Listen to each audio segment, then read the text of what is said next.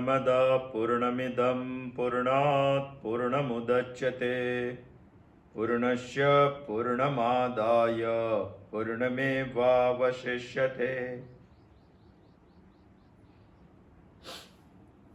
माँ श्रुति हमारी बहुत सारी भ्रांतियाँ निकालती है ईश्वर के बारे में, इस संसार के बारे में, जीव के बारे में, जगदीश के बारे में, जगत के बारे में।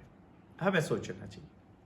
इस दुनिया में सामान्यतः सोचना लोगों को ऐसा है कि ईश्वर हमसे दूर आकाश में है, ईश्वर हमसे दूर जंगल में है, वन में है, झाड़ियों में है, ईश्वर हमसे दूर मंदिर में है।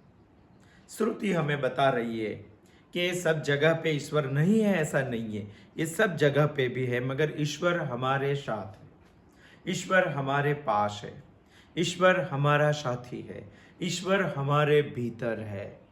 ओम पूर्णमदः पूर्णमिदम्। मगर बहुत सारे लोग ऐसे बोल रहे हैं कि हमें दिखाई क्यों नहीं देता, हमारे साथ है। तो उपनिषद हमें बता रही है कि भगवान हमारे साथ लुप्पी छुप्पी का खेल खेल रहे हैं। देखना चाहिए हमें। हम सही माने में भगवान के मूलतः स्वभाव को पहचानते नहीं हैं, और पहचानते नहीं हैं इसीलिए ईश्वर हमें दिखाई देता नहीं। हमें पहचानना चाहिए, हमें देखना चाहिए, उसका मूलतः स्वभाव, उसके लक्षण हमें पहचानने चाहिए। इसीलिए ईशावास्य उपनिषद 8वें मंत्र में ईश्वर का मूलतः स्वभाव, मूलतः लक्षण हमें बता रही है। वो हम सोच रहे हैं। ईशापर्यगात् शुक्रमकायमव्रणम् अस्नाविरं शुद्धम पापविद्धं कविर्मनीषी परिभो स्वयंभूर् यथा तथ्यतो अर्थान् व्यदधात् शाश्वतीभ्यः समाभ्यः। ऐसा है। दो पार्थ में भगवान ईशावास्य उपनिषद हमें यहाँ ईश्वर का माने आत्मा का माने हमारे खुद का लक्षण बता रहा है। एक पूर्वार्ध भाग है, एक उत्तरार्ध भाग है। पूर्वार्ध भाग में उपनिषद हमें बता रहा है सपर्यगात् शुक्रमकायम अव्रणम अश्नावीरम शुद्धम अपापविद्धम। ये सब लक्षण हमने सोच लिए हैं। ये लक्षण के बारे में उपनिषद हमें बता रहा था। अभी दूसरा उत्तरार्ध लक्षणों के बारे में उपनिषद हमें बता रहे हैं।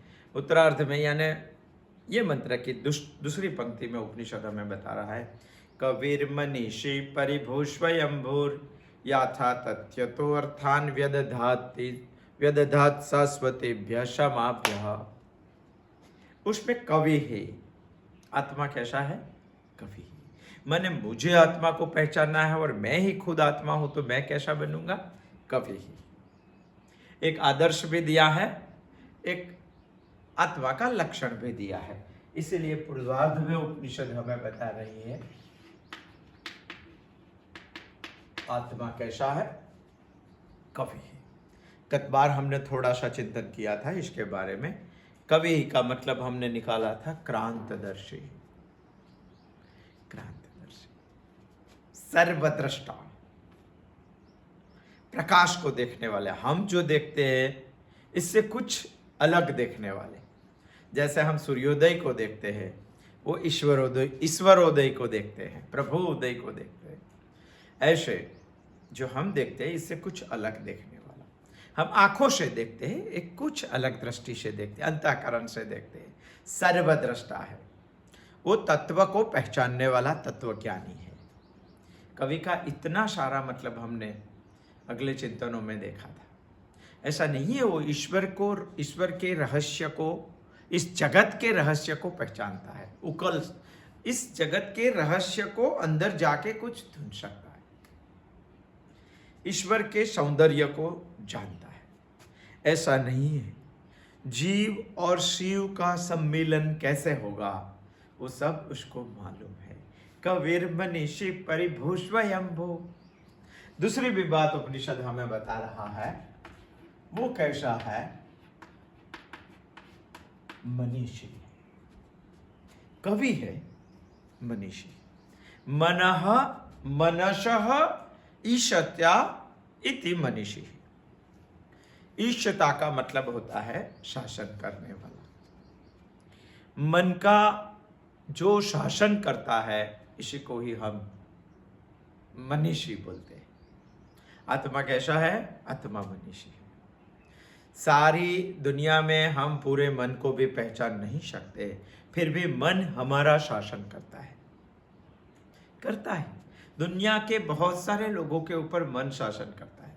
मन का दो काम है। एक काम ज्ञानेंद्रियों के साथ जाकर सभी विषय को जानना, और कर्मेंद्रियों के साथ जाकर सभी कर्म को करवाना। समझने का साधन भी मन है और करने का साधन भी मन है। करने के पीछे भी मन है और जानने के पीछे भी मन है। मन का दो काम है।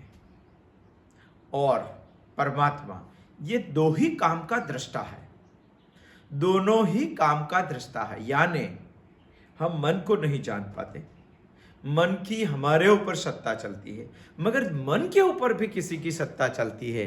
इसी को ही हम मनीषी बोलते हैं। शासता, शासन करने वाला ईश्वर, मनीषी। मनसः ईशिता इति मनीषी। शास्ता, ज्ञाता, दृष्टा, परमात्मा, ईश्वर, ये सबको हम मनीषी बोल सकते हैं। आत्मा कैसा है? आत्मा मन के ऊपर शासन करने वाला। आत्मा कैसा है? आत्मा मन को जानने वाला है। आत्मा कैसा है? आत्मा मन के प्रत्येक कृति को देखने वाला है, दृष्टा है। आत्मा कैसा है? हम जो मन को श्रेष्ठ मानते हैं वो सब मन से श्रेष्ठ है, परमात्मा है। ऐसा आत्मा है। इसी को ही हम मनीषी बोलते हैं। आत्मा, कवि और मनीषी दोनों में सूक्ष्म तफावत है। ये सूक्ष्म तफावत जो है वो हमें समझना चाहिए। कवि और मनीषी में सूक्ष्म तफावत है। ये सूक्ष्म तफावत हमें देख लेना चाहिए, क्योंकि भगवान ने एक साथ कवि और मनीषी दोनों शब्द रखे। कवि को हम सर्वदृक् बोलेंगे,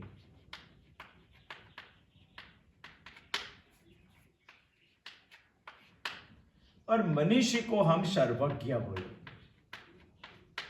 वैसे तो दोनों शब्द हमें समान लगते हैं, फिर भी दोनों शब्द में थोड़ा बहुत तफावत है, वो हमें सोचना चाहिए। सर्वदृक् का मतलब होता है विशेष जानने वाला, और यहां सर्वज्ञ का मतलब होता है सामान्य रीत से जानने वाला।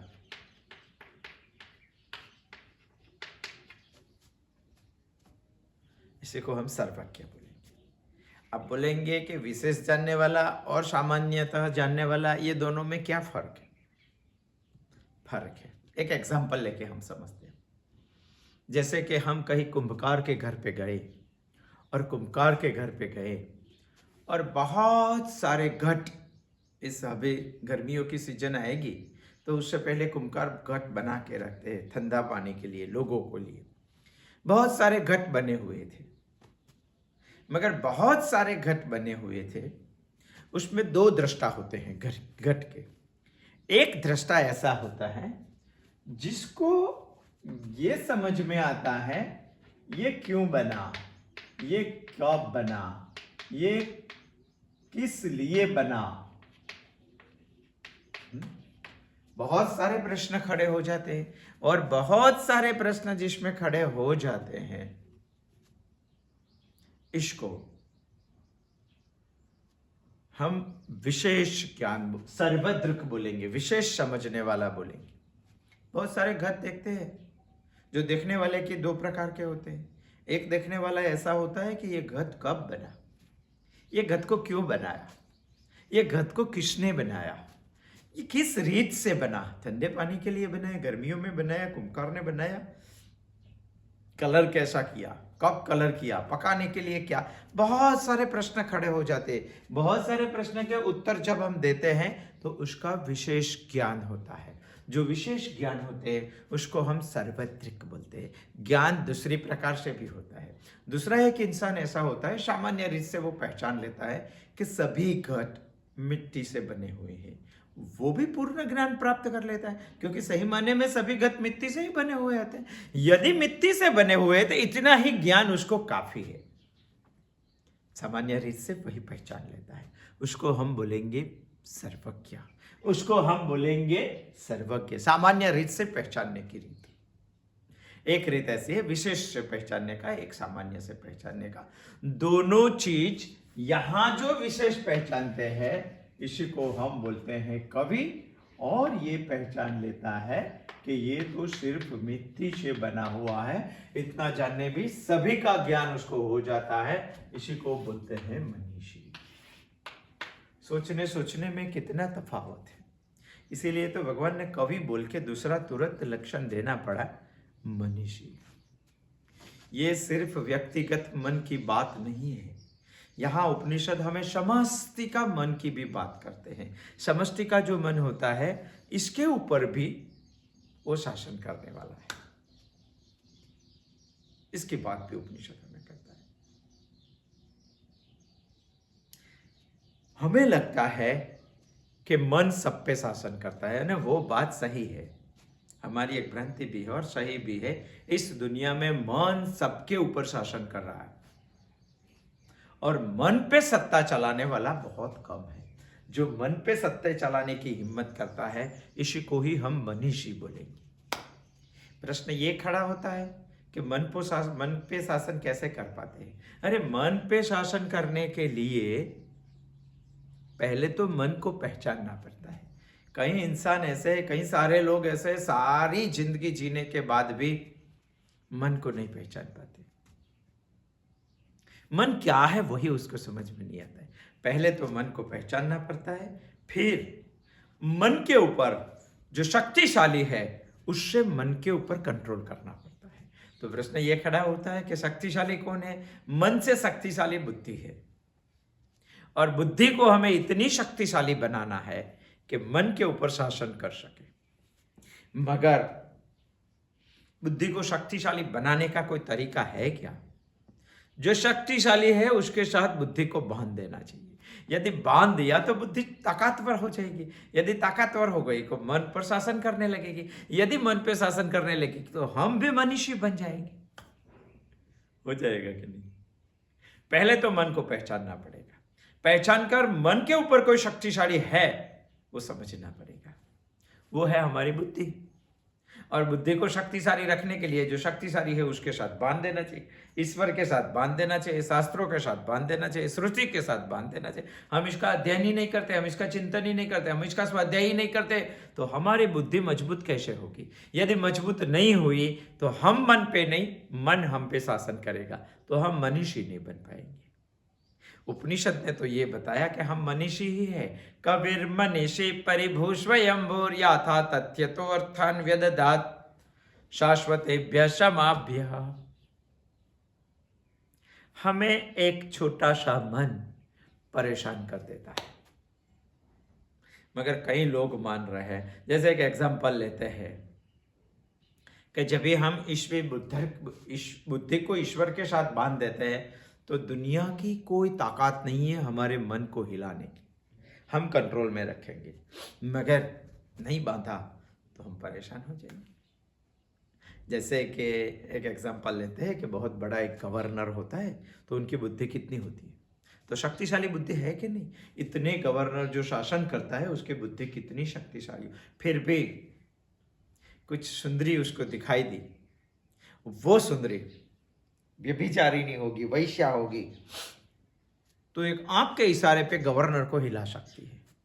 यदि वो हिल गया तो समझ लेना उसकी बुद्धि में ताकत नहीं है, उसकी बुद्धि में शक्तिशाली नहीं है, उसकी बुद्धि मजबूत नहीं है। क्यों नहीं है? क्योंकि उन्होंने मजबूत के साथ बांधा नहीं। ईश्वर के साथ बांध देना चाहिए। वैसे मन खराब नहीं है, मन तो बनिया है, दुकानदार है, हमें बहुत अच्छी अच्छी चीज बार बार बता रहा है, क्या लेना वो हमें तय करना है। एक कापड़ का व्यापारी, कापड़ का बनिया सोचो कि बहुत सारे कपड़े दिखाते हैं, हम एक भी नहीं लेते तो निराश हो जाता है, क्या हो? नहीं होता है। वैसे मन इस संसार की बहुत सारी चीज हमें बता रहा है। क्या लेना, कैसे लेना, कब लेना, कितना लेना, वो हमें तय करना है। यदि हमारी बुद्धि पावरफुल नहीं हुई तो हम ऐसा तय नहीं कर पाएंगे। यदि ऐसा तय नहीं किया तो समझ लेना आप मनीषी नहीं है। इसीलिए तो बार बार सोचना है, क्यों बना, कैसे बना, कब बना, किसने बनाया, किसके लिए बनाया, तभी तो विशेष ज्ञान होगा। हम ऐसा सोचते ही नहीं, सोचना पड़ेगा। मन खराब नहीं है, मन तो हमें बताने वाला, विकल्प को खड़ा करने वाला, इस सृष्टि में हमारा एक अंतःकरण का पार्ट है। इसको हमें समझ लेना चाहिए।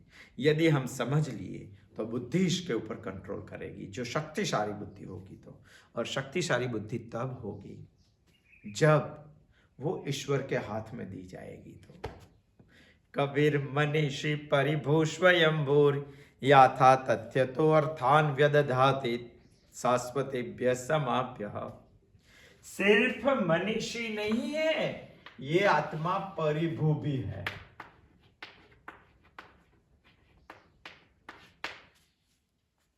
परि माने चारों ओर से, परिभू है। परिभू परीक्षित नाम है, चारों ओर देखने वाला परीक्षित। वैसा यहां परिभू है, चारों ओर होने वाला, चारों ओर हुआ है जो सर्वव्यापक है, जो सर्वोपरि है, इसको परिभू बोलते हैं।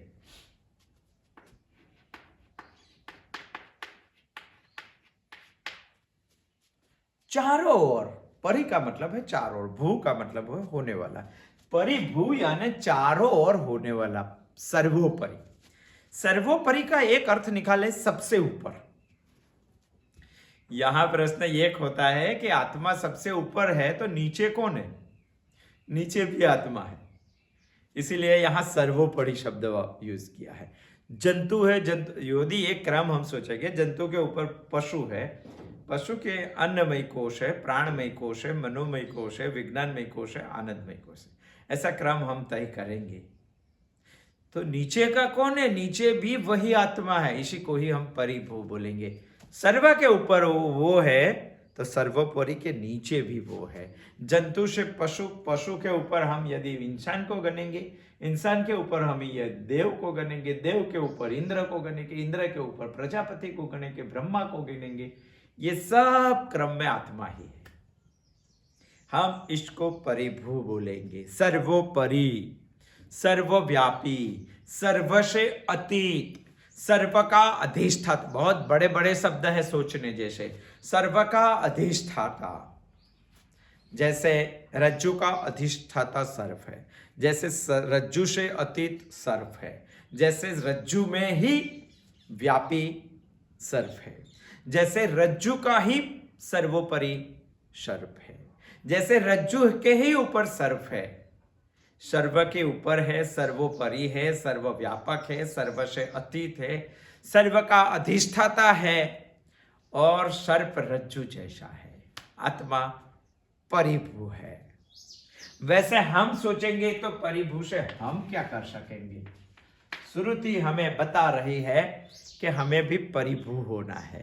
परिभू माने किसी का पराभव करना है। हम किसका पराभव करेंगे इस दुनिया में?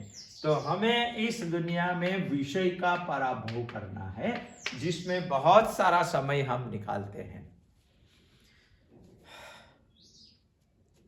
विषय का पराभव करके हम परिभू बन सकते हैं। तो पहले विषय का पराभव कैसे करेंगे? तो विषय का पराभव करने के लिए हमें विषय को समझना पड़ेगा। इस दुनिया के जो विषय को, खिलौने को लेकर हम खेल रहे हैं सारी जिंदगी, वही खिलौने को हमें पहचानना पड़ेगा। तो पहचानने में क्या चीज इसमें छिपी हुई है? पहली चीज तो ये है कि विषय हमें अपूर्ण बनाता है। अपूर्ण समझाता है। बनाता है, नहीं है, नहीं समझ सकते, क्योंकि हम अपूर्ण है ही नहीं, हम तो पूर्ण है। मगर कोई हमें 50 बार बोलेंगे कि आप अपूर्ण हैं, आप अपूर्ण हैं, तो मुझे भी लगने लगेगा कि मैं अपूर्ण हूं। वैसे तो वो भेड़ बकरी ही थी, मगर 4 चोर ने अलग अलग जगह पे खड़ा करके बोल दिया कि ये कुत्ता है, कुत्ता है, कुत्ता है, कुत्ता है। मैंने फेंक दिया। विषय का पहला लक्षण ये है, हमें पहचानना है। तो इस दुनिया का सारा विषय हमें बता रहे हैं कि आप अपूर्ण है,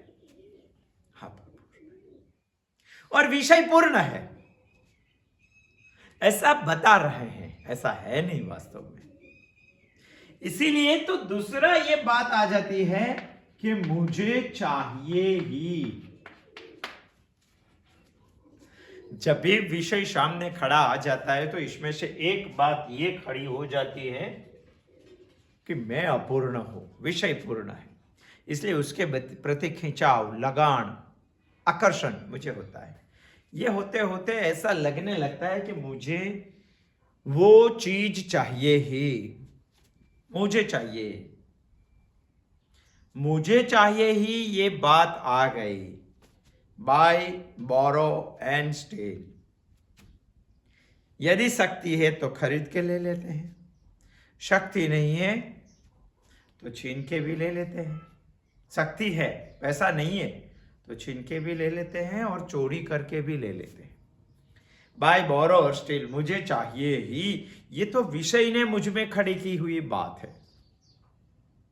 मगर तभी विषय को देखते देखते हमें यह देखना पड़ेगा कि विषय की निर्मित ईश्वर की है, इसीलिए इसकी निर्भत्सना करना नहीं चाहिए। यदि ये दो बात तो हमें समझ में आती ही नहीं है। यदि आ गई तो हमें विषय की निर्भत्सना नहीं करनी चाहिए, क्योंकि वो ईश्वर ने बनाई हुई चीज है। तो करना क्या है हमें करना है, इसका जो हमें डंक है लगा रहे हैं, उसका पॉइजन की जो छोटी सी बैग आती है उसको निकाल देना है। सपेरा जब बड़ा बड़ा सर्प उसके पास रखता है तो उसकी जहर वाली जो छोटी सी ऑर्गन आता है वो निकाल लेता है। बाद में वो काटता है मगर जहर नहीं चढ़ता है। वैसे विषय का जो दंख आता है वो हमें निकाल लेना चाहिए, निकाल कर इसके बारे में सोचना चाहिए। सोचें, ये प्रभु की निर्मित है, इसीलिए सुंदर है, मगर प्रभु की सुंदरता उसमें है, वो समझना चाहिए। दुनिया के बहुत सारे विषय हर रोज मेरे सामने आते हैं, मगर सभी विषय सुंदर है क्योंकि वो ईश्वर की निर्मित है। वो सुंदरता ईश्वर की दी हुई है, वो हमें समझना चाहिए। और छठी भी एक बात है, मैं पूर्ण हूं, विषय मुझे अपूर्ण बता रहा है, और विषय कभी भी दुनिया में मुझे पूर्ण नहीं कर सकता। मैं तो स्वयं पूर्ण ही हूं, वो मुझे अपूर्ण की भ्रांति करवा रहा है। ये विषय को हमें इतना समझना पड़ेगा।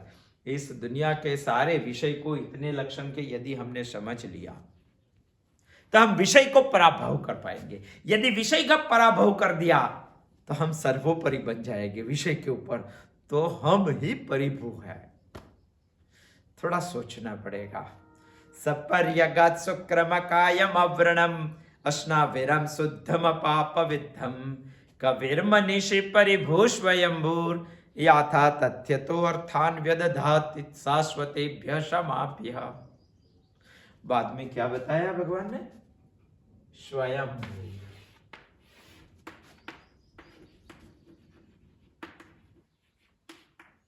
आत्मा कैसा है, परमात्मा कैसा है? एक भाई ने मुझे प्रश्न पूछा था कि आत्मा अलग है, परमात्मा अलग है, क्या चीज है? ऐसा नहीं है। ईश्वर भी यही है, आत्मा भी यही है, परमात्मा भी यही है, ब्रह्म जिसको हम बोलते हैं वो भी यही है। सब इसमें ही आता है। स्वयंभू है, आत्मा स्वयंभू है। जो अन्य की अपेक्षा बगैर स्वयं खड़ा होता है, इसको स्वयंभू बोलते हैं। ध्यान से सुनना, अन्य की अपेक्षा बगैर जो स्वयं खड़ा होता है, इसको स्वयंभू बोलते हैं। माने दुनिया की सारी चीज किसी न किसी कारण से खड़ी हुई है। इस दुनिया में हर एक कार्य को कारण है, मगर एक ऐसा कार्य हमें दिखाई देता है जो कार्य भी नहीं है, जो कारण भी नहीं है। इसी को ही हम स्वयंभू बोलते हैं। हमने तय किया कि ये ऊपर वाला है, ये नीचे वाला है। उधर कोई भी ऊपर वाला नहीं है, कोई नीचे वाला नहीं है। इस दुनिया में दिखाई देने वाले हर एक चीज कार्य है, तो इसी कार्य का कारण भी है। जैसे कि घट देखा, घट का कारण है मिट्टी, मिट्टी का कारण है जल, जल का कारण है पृथ्वी, जल, तेज, आकाश, वायु, अग्नि, आकाश, वायु, आकाश, किसी न किसी का तो कारण है। पंचीकरण महाभूत, अपंचीकरण महाभूत, अविद्या, परमात्मा। सांख्य बताती है 25 तत्वों का इस जगत है, उसमें हमें सोचना चाहिए। मगर आत्मा एक ऐसा है जिसका कोई कारण नहीं है, जिस किसी में से वो बना हुआ नहीं।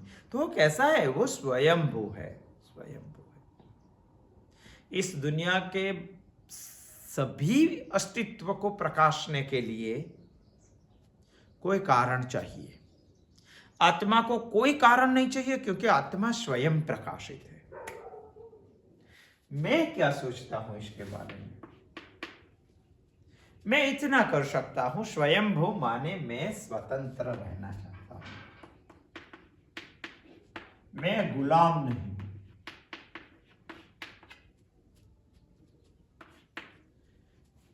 आत्मा स्वयंभू है, तो इस दुनिया में आई हुई ये परछाई में इतना तो कर सकते हैं हम कि मैं गुलाम नहीं हूं, मैं स्वतंत्र हूं।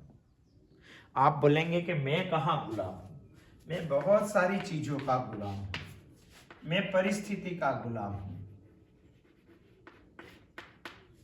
बहुत बड़ा विषय है, इनके बारे में सोचेंगे तो 5-6 घंटे तक चिंतन चला जाएगा। मैं परिस्थिति का गुलाम हूं,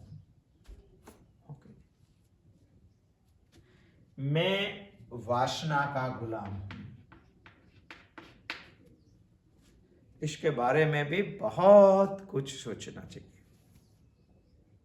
बहुत कुछ। इतना नहीं है, मैं लोगों का भी गुलाम हूं।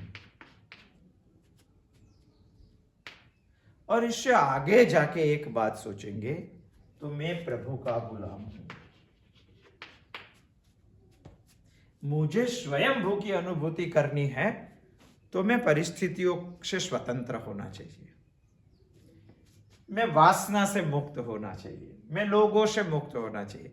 तो क्या मैं प्रभु से भी मुक्त होना चाहिए?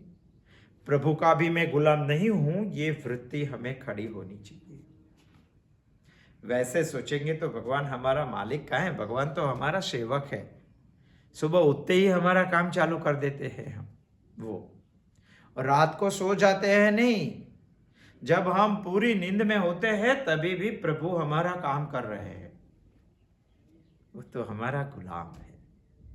हम चाहे तो भगवान के 2 पांव के बीच में भी बैठ सकते हैं। हम चाहे तो भगवान की मूंछ को भी पकड़ सकते हैं। एक शेठ था, बहुत बड़ा था, हर एक संबंध में तफावत होते, उसकी पत्नी, उसका पुत्र, उसका भाई, उसका नौकर, उसका मुनीम, वो सब उसके मुझ को नहीं पकड़ सकते। मगर उसके लड़के का लड़का पौता कभी उसके साथ बैठा है, खेलते खेलते उसके पास पहुंच जाता है, पास पहुंच जाते जाते उसके मुझ को पकड़ लेता है। शेठ को कुछ होता नहीं, होता है क्या? हम ऐसे भगवान के पोते बन जाएंगे और भगवान के मुझ पकड़ सकते हैं। भगवान का भी हम गुलाम नहीं है, उसी तरह सोच हमें ले जानी है, क्योंकि मैं तो स्वयंभू हूं, स्वयं में रममाण होने वाला, स्व में रममाण होने वाला, आत्मा में रममाण होने वाले। हम किस में रममाण होते? हम कभी अकेले ही नहीं रहते, हम भूत भविष्य वर्तमान के साथ रहते हैं। ऐसा नहीं है, हम तीनों को छोड़ के स्व के साथ रहना चाहिए हमें। आत्मा में रममा, हमारी ताकत ही कुछ बहुत हुई, हमारी सहन करने की क्षमता भी बहुत कुछ हो जाएगी। ऐसे एक तुकाराम करके इंसान था, संत थे महाराष्ट्र में।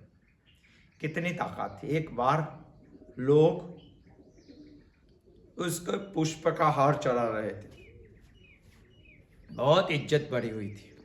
मगर एक दिन उसके जीवन में ऐसा भी आए कि चप्पल का हार लोगों ने पहना दिया, गधे पे बैठा के गांव में घुमा दिया, पूरे शरीर, पूरे माथे के वार उसके निकाल दिए और चूना लगा दिया। जब ऐसे घुमा के घर पे आए, उसकी बीवी ने उसको कैसा गुस्सा किया। वो घर में चली गई, देख नहीं पाती है, सब लोग ऐसे कर करके चले गए। जब भी भगवान के पास अकेले बैठा तो तुकाराम ने ऐसा लगा कि भगवान आज मैं और तू एक ही है, अकेले ही है, डिस्टर्ब करने वाला दूसरा कोई नहीं है। स्व के साथ बैठना वही है स्वयं। बहुत कुछ उपनिषद हमें बता रही है।